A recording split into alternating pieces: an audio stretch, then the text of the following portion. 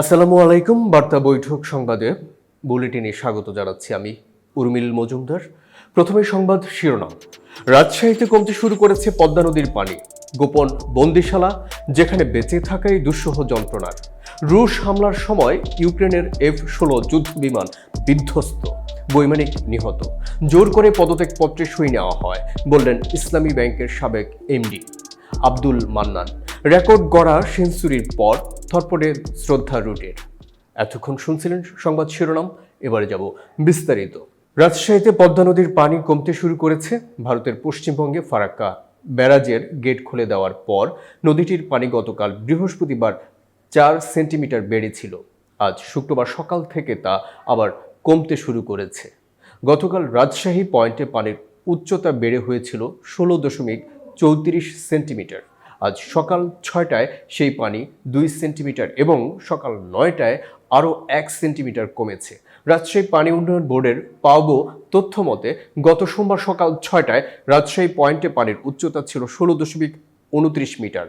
ওই দিন বেলা 3টায় পানি 1 সেন্টিমিটার বেড়ে 16.30 মিটারে দাঁড়ায়। এরপর গত বুধবার সন্ধ্যা 6টা পর্যন্ত রাজশাহী পয়েন্টে পানির উচ্চতা ছিল একই। গতকাল সকাল 9টা পর্যন্ত এই সময়ে ওই পয়েন্টে পানির উচ্চতা 3 সেন্টিমিটার বাড়ে। তখন পানির উচ্চতা দাঁড়ায় 16.33 মিটার। একই দিনে সন্ধ্যা 6টায় পানি আরও 1 সেন্টিমিটার বাড়ে। তখন রাজশাহী পয়েন্টে পানির মোট উচ্চতা দাঁড়ায় 16.34 মিটার। আজ সকাল 6টায় তা থেকে 2 সেন্টিমিটার কমে যায়। সকাল 9টায় আরও 1 সেন্টিমিটার কমেছে। রাজশাহীতে পদ্মা নদীর পানির বিপদসীমা 18 মিটার। ফলে এখনও 1.69 মিটার নিচ দিয়ে পানি প্রবাহিত হচ্ছে। ভারতের বিহারে গঙ্গায় পানির স্তর অস্বাভাবিকভাবে বেড়ে যাওয়ায় পশ্চিমবঙ্গের মুর্শিদাবাদ জেলায় অবস্থিত ফারাক্কা ব্যারাজের 109টি গেটের সবকটি গেট খুলে দেওয়া হয়। এ খবরে রাজশাহীর মানুষের মধ্যে আতঙ্ক ছড়িয়েছিল। অনেকে সকাল সন্ধ্যায় পানি দেখতে নদী তীরে ভিড় করেন। গোপন বন্দিশালা, যেখানে বেঁচে থাকাই দুঃসহ যন্ত্রণার। গুম খুনে জর্জরিত ব্যক্তিদের গ্রেপ্তার ও বিচারের দাবিতে অনেক দিন ধরেই বিভিন্ন কর্মসূচি পালন করে আসছে মায়ের ডাক।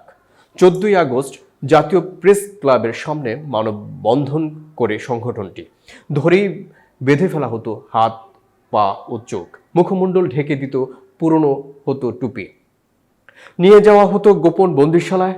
জ্বালানাবিহীন ছোট্ট কক্ষটিতে সার্বক্ষণিক উচ্চ আলোর বাতি জ্বলে। রাত দিন বোঝার উপায় নেই। কখনো কখনো বাতি বন্ধ করে দিত, তখন নেমে আসতো ঘুটঘুটে অন্ধকার। অ্যাডজাস্ট ফ্যানের বিকট শব্দের কারণে শোনা যেত না বাইরের কোনো শব্দ। ছাত্র জনতার অভ্যুত্থানের মুখে শেখ হাসিনা সরকারের পতনের আগেও পরে গোপন বন্দিশালা থেকে ছাড়া পাওয়া ব্যক্তিদের কয়েকজন বন্দিশালার এমন চিত্র তুলে ধরেছেন।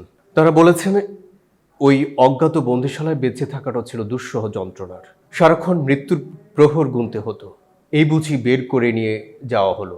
একাধিক ভুক্তভোগী জানিয়েছেন, তুলে নেওয়ার পরপর ব্যাপক শারীরিক নির্যাতন করা হতো। কাউকে কাউকে মাঝে মধ্যে নিয়ে যেত নির্যাতনের কক্ষে, টর্চার সেল।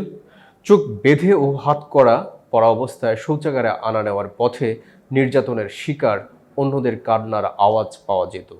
2014 সালের নারায়ণগঞ্জে 7 খুনের ঘটনায় দেখা গেছে, তুলে নেওয়া ব্যক্তিদের মুখমণ্ডলে পলিথিন পেঁচিয়ে রেখে শ্বাসরোধ করে হত্যা করা হয়। এরপর পেট কেটে মৃতদেহের সঙ্গে সিমেন্ট অথবা ভারী বস্তু বেঁধে নদীতে ফেলে দেওয়া হয়।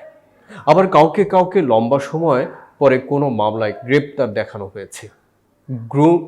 গুম সংক্রান্ত বিষয় নিয়ে কাজ করে এমন সূত্রগুলো বলেছে, গুম হওয়া ব্যক্তিদের মধ্যে যাদের দীর্ঘ সময় আটকে রাখা হতো তাদের এমন গোপন বন্দিশালায় রাখা হতো, আবার তুলে নেওয়ার পরপর বা অল্প দিনের মধ্যে মেরে ফেলা হয়েছে। 2014 সালে নারায়ণগঞ্জের 7 খুনের ঘটনা দেখে যেটা বোঝা গেছে, তুলে নেওয়া ব্যক্তিদের মুখমণ্ডলে পলিথিন পেঁচিয়ে রেখে শ্বাসরোধ করে হত্যা করা হয়। এরপর পেট কেটে মৃতদেহের সঙ্গে সিমেন্ট বা ভারী বস্তু বেঁধে নদীতে ফেলে দেওয়া হয়। আবার কাউকে কাউকে লম্বা সময় পরে কোনো মামলায় গ্রেপ্তার দেখানো হয়েছে। কারো কারো লাশ উদ্ধার করা হয়, কারো লাশ পাওয়া যায়নি। শেখ হাসিনা সরকার ক্ষমতায় আসার 2010 সাল থেকে প্রতিদ্বন্দ্বী রাজনৈতিক দলের নেতাকর্মী বা লক্ষ্যবস্তু করা ব্যক্তিদের গুম করার প্রবণতা শুরু হয়। সালে 5 জানুয়ারি নির্বাচনের আগে এটা ব্যাপকভাবে বেড়ে যায়। শুরু থেকে এই ঘটনা সরকারি বাহিনী জড়িত ছিল বলে অভিযোগ উঠলেও তৎকালীন সরকার সেটার আমলে নেয়নি। কোনো কোনো ক্ষেত্রে পাওনাদারের ভয়ে পালিয়েছে বলে উপহাসমূলক বক্তব্য দেওয়া হয়েছে। ছাত্র জনতার অভ্যুত্থানের মুখে 5 আগস্ট শেখ হাসিনা সরকারের পতনের পর গুম হওয়া ব্যক্তিদের ফিরিয়ে দেওয়া, গোপন বন্দিশালা বন্ধ করা এবং এর সঙ্গে জড়িত ব্যক্তিদের বিচারের আওতায় আনার দাবি জোরালোভাবে উঠেছে। রুশ হামলার সময় ইউক্রেনের F-16 যুদ্ধবিমান বিধ্বস্ত, বৈমানিক নিহত। পশ্চিমা মিত্রদের থেকে পাওয়া ইউক্রেনের একটি F-16 যুদ্ধবিমান ধ্বংস হয়ে গেছে। ইউক্রেনের সামরিক বাহিনীর একটি সূত্র বিবিসিকে এ তথ্য জানায়। গত সোমবার রাশিয়ার একের পর এক ক্ষেপণাস্ত্র হামলার মধ্যে যুদ্ধবিমানটি বিধ্বস্ত হয়।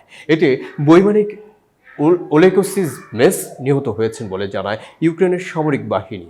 এই মাসের শুরুর দিকে F-16 যুদ্ধবিমানের একটি চালান ইউক্রেনে এসে পৌঁছায়।